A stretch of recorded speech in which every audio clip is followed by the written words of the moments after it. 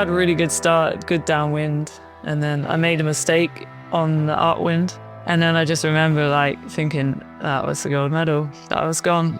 I just remember that final downwind, I was just crying to myself. Yeah, it's brutal.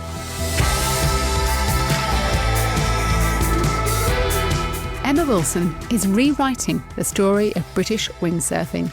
In this episode of The Game Changers, we'll hear how her fearless racing and relentless drive have established Emma as one of the most exciting talents in world sailing today. Her extraordinary career has seen her following in the footsteps of her mum, a former British windsurfing champion, to win world and European titles in every age category. Emma made history in Tokyo, winning Olympic bronze at just 22, and last summer won another bronze at the Paris Games, albeit in very different circumstances. This summer, she became the youngest Briton ever to claim a world championship title. Emma, your mum, Penny, broke many barriers as Britain's top windsurfer in the 80s and 90s. So growing up, did that feel like it was pure inspiration for you, or did it bring a lot of pressure too? Yeah, I guess when I was really young, I didn't really realise how good she was. For me, she was just my mum, and I have an older brother as well. And so she kind of just taught us how to windsurf. But until I was I think 12 or 13, I started going to some of the training camps, and then people knew my mum, and then I started realizing, I think she's pretty good at this. And then found, I guess I didn't really ask her too much until that point. But yeah, it's super cool. Your dad, John Wilson, who I've had the pleasure of knowing for many, many years, but he was a great rower too. So it almost feels like you were just destined to have this success on the water. Yeah, I guess everyone speaks about my mum a lot because I do the windsurfing and kind of doing the same sport as her, but I think my dad was pretty amazing athlete as well. So as a kid, I was non-stop. I couldn't stop doing things, and I think that's probably down to them being two athletes. Yeah, having that as you're growing up is pretty cool. Was rowing ever an option for you? I did try it actually, because he had a rowing boat and he would go out. So I did try it a few times, and I actually did the indoor, when I was 12, 13, indoor rowing championship. Yeah. I did all right, I think, but I was like, this is really hard, and I didn't like the indoor side of this. Yeah, I think the windsurfing in the end it was more fun.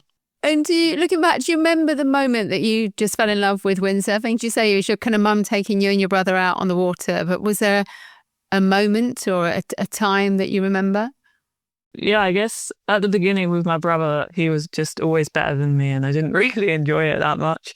And then probably because my brother wanted to do it, we went to a world championship when I was in 2011, and I ended up winning it. I wasn't expecting to win it, and then I think at that moment I was like, wow, this could be my life. And yeah, I think after that, then I was like, I'm going to do this for the rest of my life. And was he a windsurfer too? So your brother, how much older is he than you? Yeah, he's 18 months older. So yeah, he's stopped now, but he did race until he was 19, 20.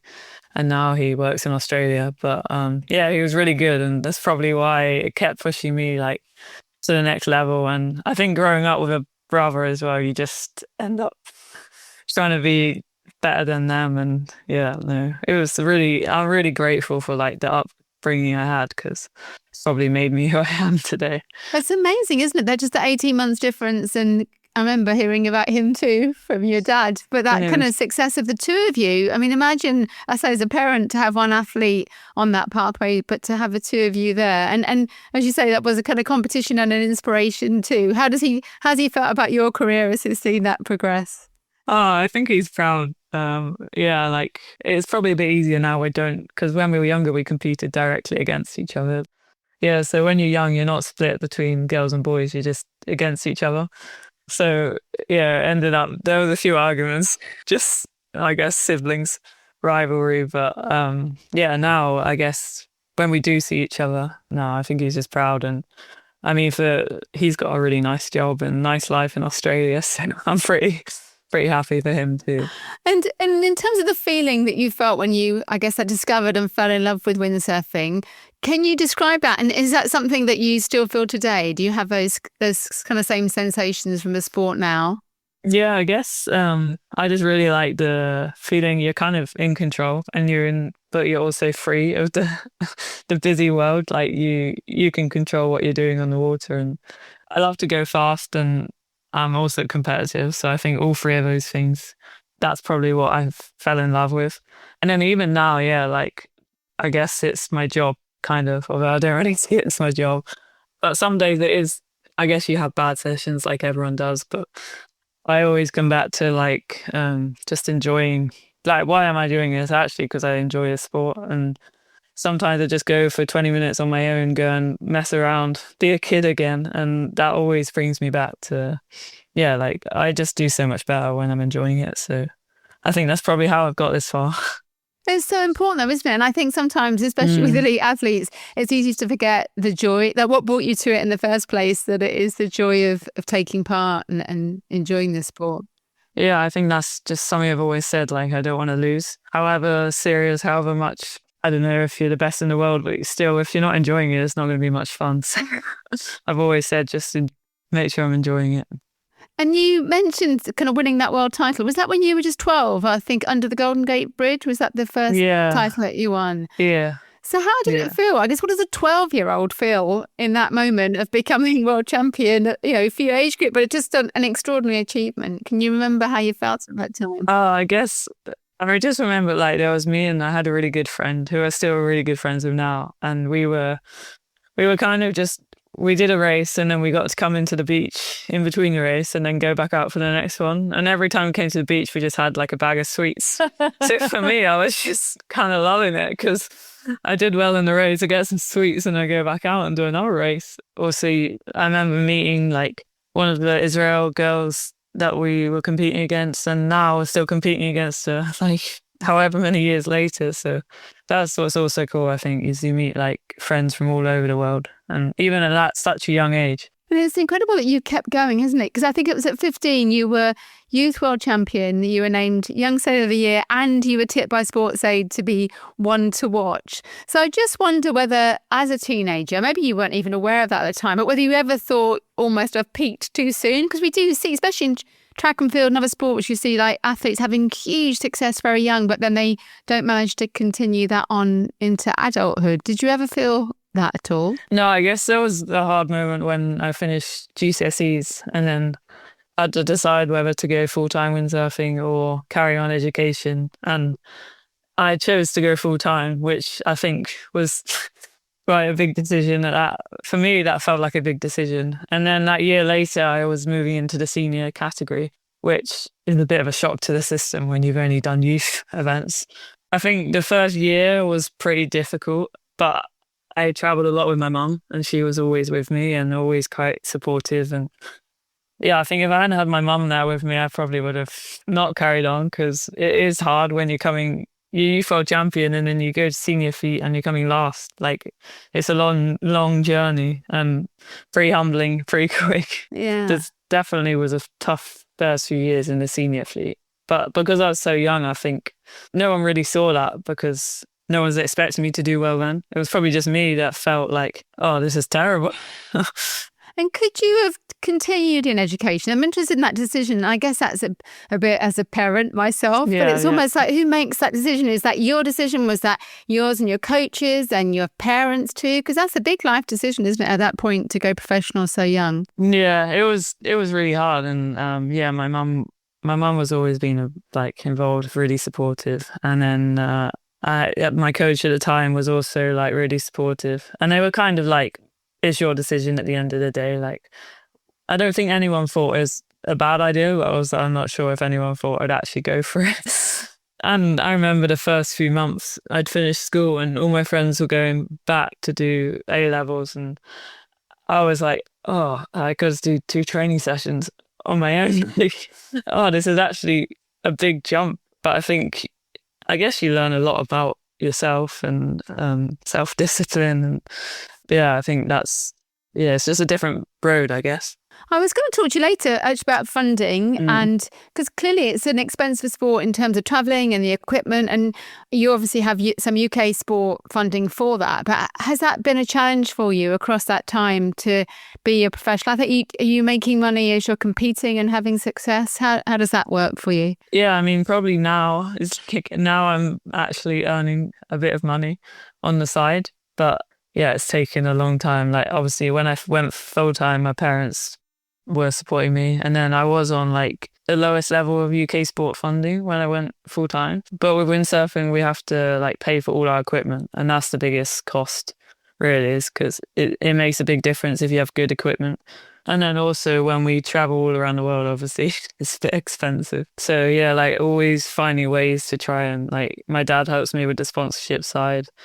I wouldn't be here without my family's support, I guess. And then with British Sailing, now I'm pretty good funding through UK sport, which is really helpful. And slowly you get there, but it's a long journey. Yeah, it's been hard, hasn't it? I guess I've seen from the other side. So I've received those newsletters from your dad and the updates on your progress. And so I kind of feel I've seen how hard work it has been to get you as an athlete to where you are today. So it is it's amazing to see the success of that. 'Cause actually, for some athletes, they'll put in all that time and funding and investment, but don't necessarily have the success at the other side too. So it's been, interesting to see that journey to where you are today. In Tokyo in 2021, you were just 22, the youngest member of Team GB's sailing team. And I think you were leading, weren't you, into that final medal race, but eventually took bronze, just 1 point off of gold. I wonder, looking back, did you feel like it was a massive triumph to get bronze, or were you disappointed, and did you feel like you'd kind of lost the gold? For sure in Tokyo, it felt like a massive achievement. I was so happy just to get a medal. I was, one of the youngest, if not the youngest in the fleet, and the whole cycle had just been coming fourth. Like I think I finished fourth at the 3 World Championships. So going to the Olympics, I remember like chatting to my mum before, and obviously like British Sailing, like we're really quite good, and I knew people were going and they were pretty likely to win, if not get a medal. Like, and I was like to my mum, I don't want to be the only one who doesn't get a medal. Like, I don't want to let down the team. So yeah, I think I got the medal, and it was the first medal for the British Sailing team. And it's funny because like I've won a few medals in my career, but definitely the Tokyo one, I'd say, was like, it was just amazing. And like everyone was so happy. And yeah, I remember that for the rest of my life. That's brilliant. And so was that the first one? That was the first sailing medal awarded in the Olympics there? Yeah, so it was the first one, and because we're kind of all staggered throughout the competition. Yeah. And yeah, so I remember I went home and back to the accommodation, and everyone like greeted me, and that was really nice. And then obviously everyone goes back to like focus. And I remember I was walking down the corridor with my bronze medal, and I saw Hannah Mills, who was like double Olympic gold medalist now. And I saw her, and I remember thinking, oh God, should I hide it? Because like I don't want to like distract her. Or anyway, she just gave me a big hug and was so happy for me. And yeah, I think it was cool to be surrounded by that like caliber of people as well. It's really interesting, isn't it? Actually, Hannah was a lovely guest on the Game Changers too. She's made amazing woman, isn't she? But I think it's interesting that being in a sport like sailing or rowing or cycling, where you're surrounded by so many others winning gold, that actually I hadn't thought about that before, but that does bring a real pressure almost to perform because you're with so many athletes of such caliber. Yeah, no, I think because of COVID as well, we hadn't spent that much time as a team together. So I didn't know them that well. Like as a kid, I've seen them growing up and seen them win Olympic medals. And then suddenly I was going to the games with them. But yeah, once we arrived, everyone was so friendly. And I felt like a little kid in the team. So everyone like looked after me. Yeah, it was just a really nice experience. That's lovely to hear, isn't it? And ahead of Paris, the Paris Olympics, your sport changed quite dramatically. So can you explain the difference between the RSX, kind of where you were with windsurfing, and then the IQ foil that it switched to for Paris? Yeah, so in Tokyo, we were like just on a normal windsurfer, like just skimming across the water. And then after Tokyo, they swapped it to like a foiling windsurfer. So you're flying like a meter above the water. And it kind of just makes it all a lot faster, a lot more like exciting. You have bigger crashes. It was a bit more like, I guess a bit more like BMX racing sort of thing. And they also changed like the scoring formats to make it a bit more like a knockout series. So all cycle, we were kind of practicing that. It was a big jump for me to go from just like normal windsurfing to this. First had to learn how to fly on this windsurfer, and then I had to try and work out how I was going to attempt to race this new like format. And the first few months I just crashed for like 6 months, broke some toes and hurt my body a bit, and then eventually got into it. And yeah, it's fun, it's good. And did it feel like, as you just said that, like a completely new discipline? So did you have to change your body shape, build new strength? Were you kind of difference in terms of the way you train for it? Yeah, I had to change my body shape. It's faster if you're heavier on the foiling windsurfer. So at the time I was like 55 kilos in Tokyo, and I think in Paris I was nearly 70. Like it was a big jump. Oh my gosh, wow. Yeah. And I guess like I found it quite hard at the start because I didn't want to be like seen as this big person. People would come up to me and say, "Oh, you've got bigger." I was like, "Oh, great, thanks." But I did it in muscle. I went to the gym. Yeah. It's weird, isn't it? I remember hearing someone talk about this just recently with rugby, but like with men, we go, "Oh God, you look big, you look stacked." Like it's a compliment, but it doesn't ever feel like that with a woman to say, "Oh, you've got bigger, you've got stronger, more muscular." But actually, for your sport, absolutely, that's where you needed to be to have that success. So was that mainly in the gym? Was that weights and nutrition? How did you manage to change? I mean, luckily for me, I hadn't actually really been to the gym much before Tokyo. Like, I guess I just loved windsurfing and I was pretty good at windsurfing. So I kind of just said, like, I just want to do all my fitness because it's pretty physical. You can do it on the water. Yeah. But then obviously when I had to put on the weight, I was like, okay, I probably need to go to a gym. So I guess because I hadn't been much, it was actually quite quick to change. And then, just like going consistently, I guess, to the gym. It's not my favorite thing to do, but get it done and then go and enjoy the on the water sessions. And have you actually, it's interesting, I booked for my husband and I to have over at Bray Lake to do some of the foiling. We booked a lesson to learn to foil, which we didn't get around to last summer. I've still got that booked. I need to do that because I think when I've watched them, it's just been I think it looks like they're flying. It looks amazing. And I realise it's not as easy as I perceive from standing on the bank.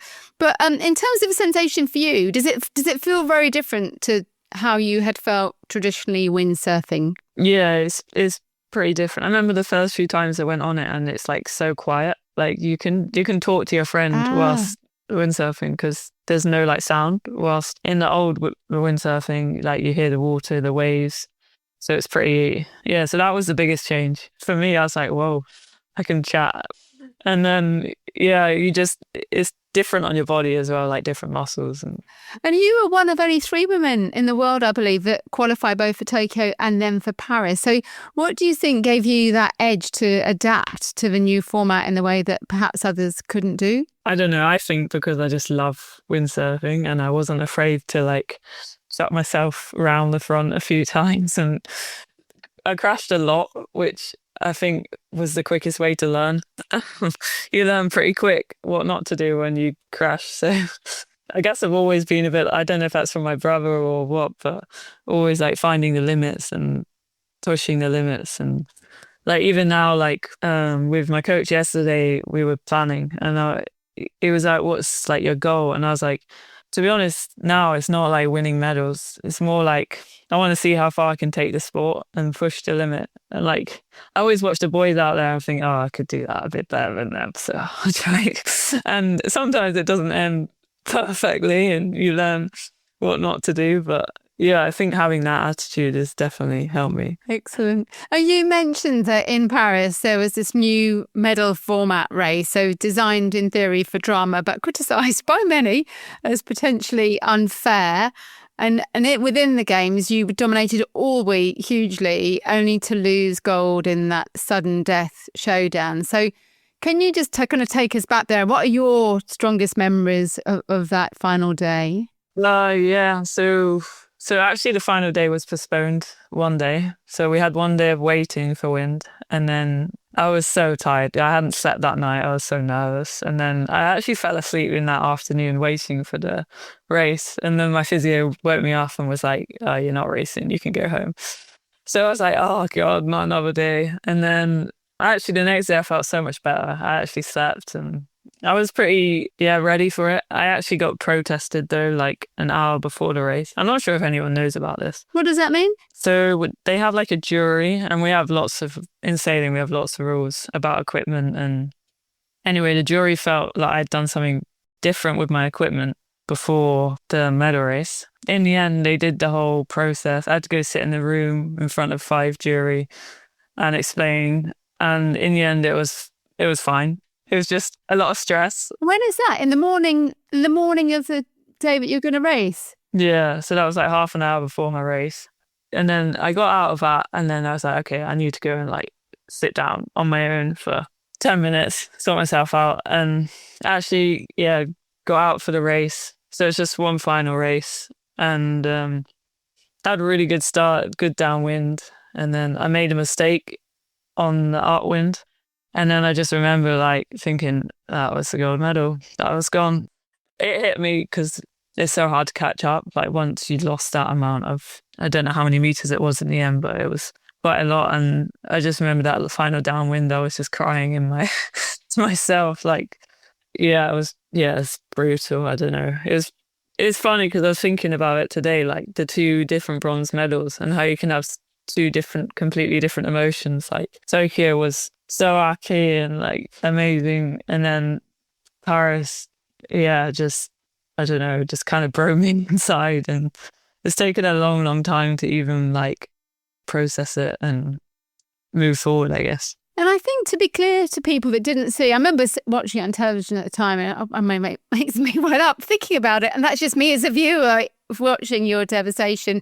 But also the fact that going into it, you were so far ahead from all the kind of qualification and the getting to that point. So it wasn't as if it didn't feel equal at that point. You've been so far ahead. And I think you've missed out on some of the practice runs because you've been so far ahead. You hadn't had those extra opportunities on that course too. Is that right? Yeah. So the way it works is like if you win the overall series, so after 5 days of racing, if you win that, you go straight to a final.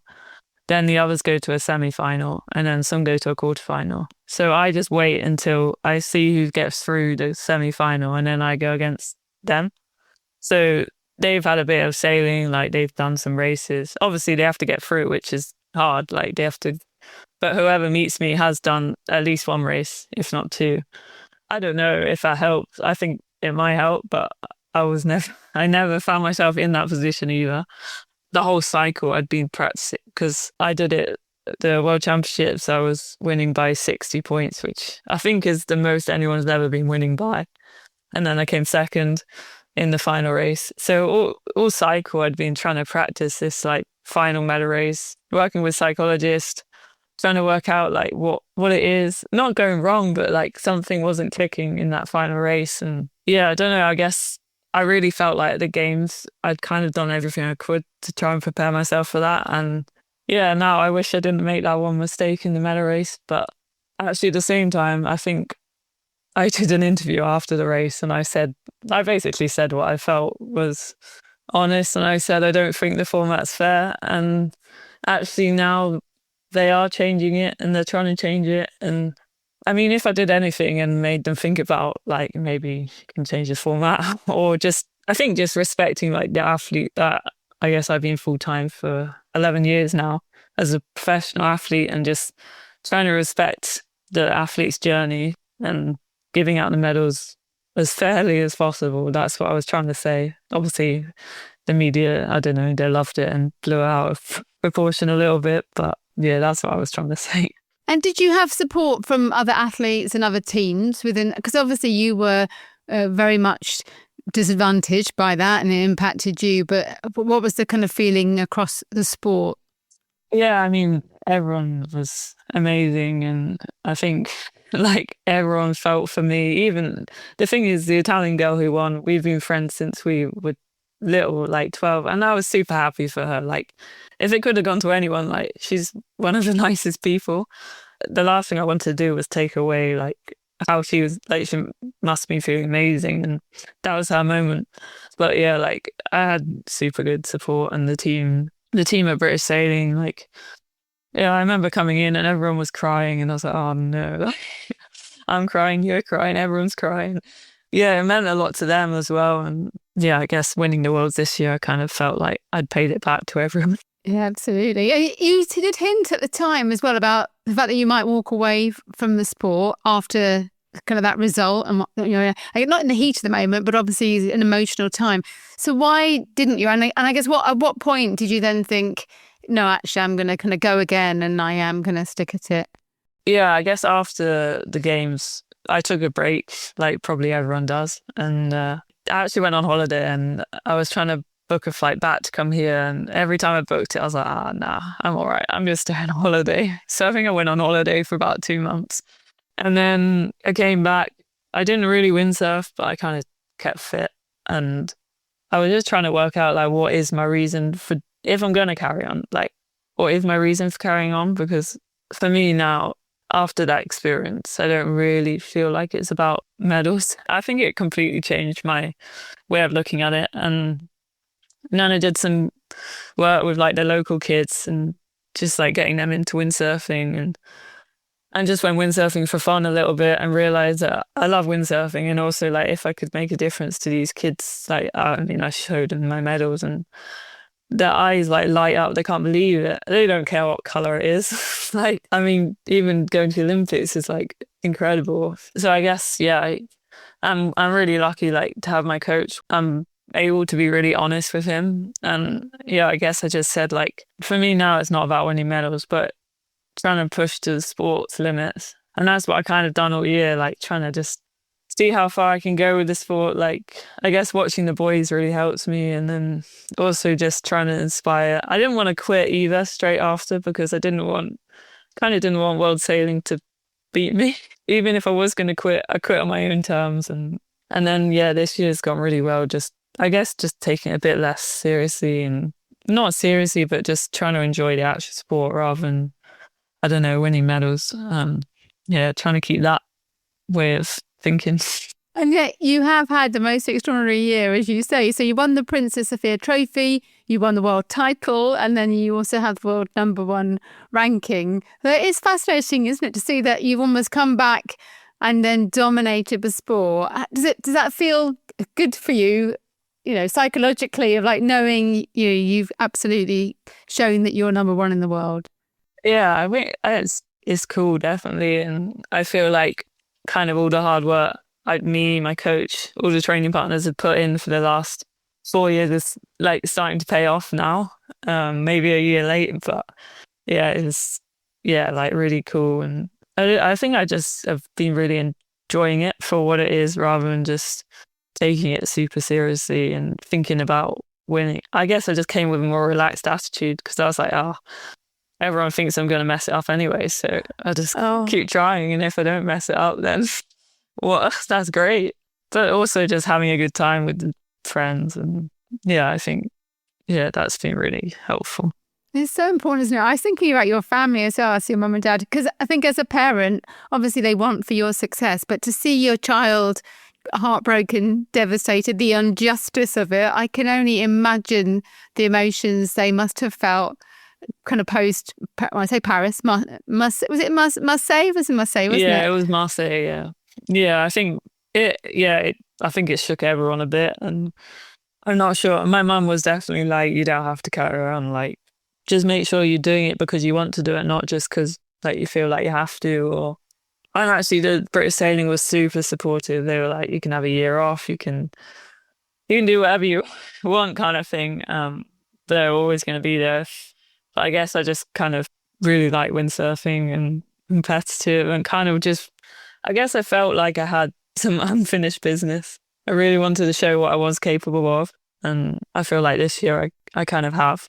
Absolutely. And I think it's interesting, isn't it? From the shore, I mentioned that, me watching the foiling and thinking it just looks like people are flying. It looks almost effortless, and I absolutely realise it's not. So what does a typical training week look like for you? Maybe now, or as you're back now building towards Europeans, I think. Yeah. So what does training look like for you on a week-to-week basis? Yeah, so we like based in Weymouth and Portland, which is really good because you can kind of windsurf every day. Like we have wind pretty much every day. So normally we do like Monday to Friday on the water, and then in the afternoons of that we either go to the gym or go cycling. We kind of do cycling as like the fitness side, and then the gym just to stay strong enough to not get injured for the crashing. And then on Saturday, you do one session. Kind of choose windsurfing, cycling, gym, whatever you want to do. I guess it's intense, but also probably like most professional athletes, you're all trying to be the best in the world, and trying to do as much training, but also be able to recover and not do too much. I guess for me, it's always been probably trying not to do too much because I just quickly could spend a million hours out there and then be exhausted the next day and wonder why. So I think the team around me try and keep a lid on me most of the time. But no, it's good. And when you say you're on the water, how long are you on the water for when you go out to do a session? It depends a bit on the wind, but normally like 2 to 3 hours on the water. Wow. Yeah. The less windy it is, the more like physical. We pump a lot. So it's like super intense and like high heart rate. So then you tend to do a little bit less. And then if it's windy, it's more like holding on to something that's trying to pull you over. So there's a bit more strength involved. So yeah, it's kind of like trying to be good at all round is the goal. And how much has the sports science and the technology changed the way you prepare, if you compare that with what your mum was doing when she was competing? Yeah, I mean, now like for me, all my sessions are tracked and they go straight to the physiologist that we have, and he like looks at them and then he can like plan our next session. And whilst I don't think my mum had any of that, like I'm not sure if she had a heart rate monitor or not. And I think she said like my dad did a lot of her fitness program for her. Yeah, I guess it's probably pretty different now. Like even now we have technology where you can see how fast I'm hitting the start line at and stuff like that, which yeah, I'm pretty sure she didn't have any of that. So yeah, I mean, fair play to her. Do you watch videos? Is there much footage of her competing in the 80s and 90s? I don't know. I actually went to LA in the summer this year, and then she sent me, because she competed there, and she sent me some pictures when I was out there. But I've only seen pictures, I think, yeah, of her competing. And it's funny, like they're weird coloured wetsuits and stuff. It's funny to look back. It's very fashionable in the 80s, yeah. Yeah, apparently. And you mentioned that the World Championships are coming to Weymouth next year, so your home base. How special will that be for you? Yeah, I mean, it's super cool, I think. I mean, obviously, I was really young when the London Olympics were on, but now we use like all that base as our training centre. So yeah, to have everyone come to Weymouth where I've trained my whole life, yeah, it'd be really cool, I think. I don't know, pretty exciting, and I really hope I can do well, but yeah, we'll see. I don't know. I think it's just cool to be able to show everyone like where we train and what we do, because it's a pretty amazing place. Yeah, it should be good. It is a beautiful place, actually. I was down there a couple of months ago for the first time, but walking around the coast and seeing all the kind of remnants, as it were, of 2012 and the sailing heritage. So yeah, it'd be amazing to get back down there again next year. And obviously you've got LA 2028 and then maybe even Brisbane 2032 ahead of you. So how do you look to keep that kind of momentum going without burning out? Because obviously that's many years of competing. Yeah, I think definitely like now I've like realised that I need to take a bit more breaks. Like after the Worlds this year, I had like a month off and just like tried to be normal for a bit. And I think, yeah, like trying to keep that up a bit, trying to chill out when I can. And then when I do come back to the windsurfing, just making sure I'm doing it because I love it, and being clear on what I'm trying to get out of it. And I think that's what, like, I work really well with my coach, Sam, and another girl, my training partner. She's Scottish, and we have a great, like, banter going on, which just helps, I think, the training environment, because we're having a laugh every day.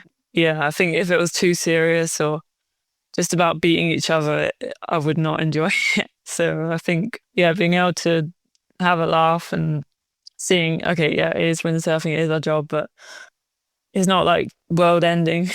We're pretty lucky to do it. So yeah, trying to keep that mindset, I think. Yeah, I think you're absolutely right. It's so important, isn't it, to keep that balance of the reality of it all. How have you seen the visibility of women in the sport change since you've started, or just the sport generally? And I'm kind of interested to know how much you feel a responsibility to keep driving that profile for women in windsurfing and sailing. Yeah, I think now, like the women's fleet, I think at the World Championships we had 100 girls, and that was quoted as well, so not everyone could come. So I think it's now massively in windsurfing, especially, it's growing and growing, and seeing the young kids go out there every day. I always try and, like, wherever it's girls or boys, just try and be approachable to the young kids, because I feel like that really helps.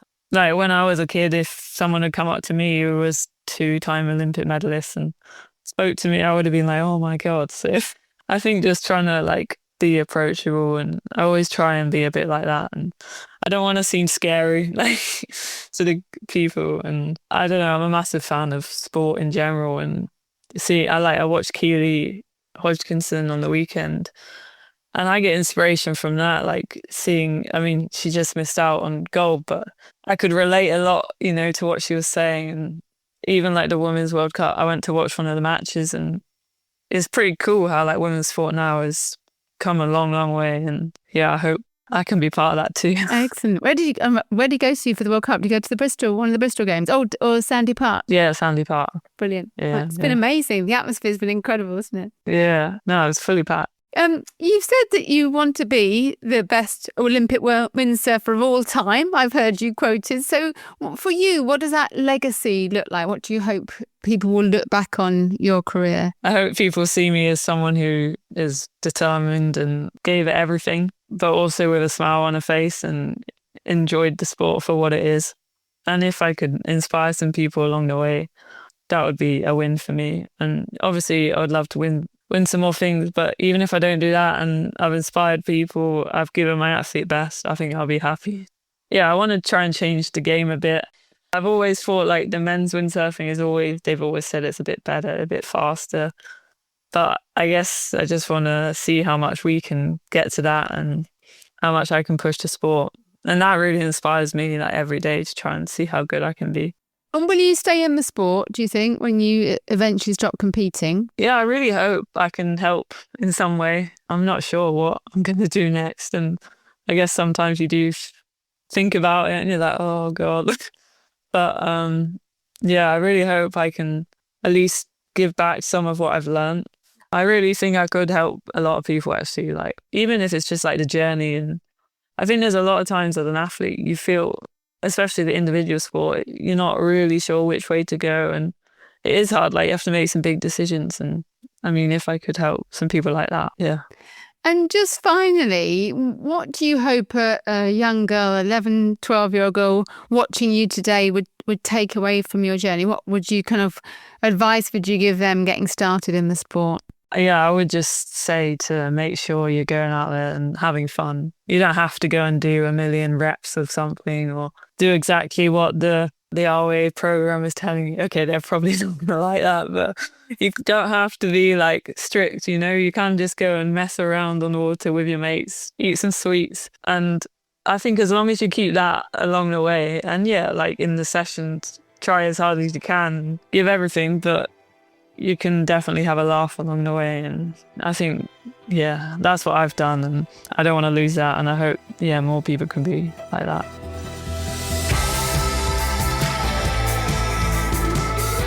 Wow, talking to Emma really does make me feel like perhaps I should get over to that lake to try foiling sometime soon myself.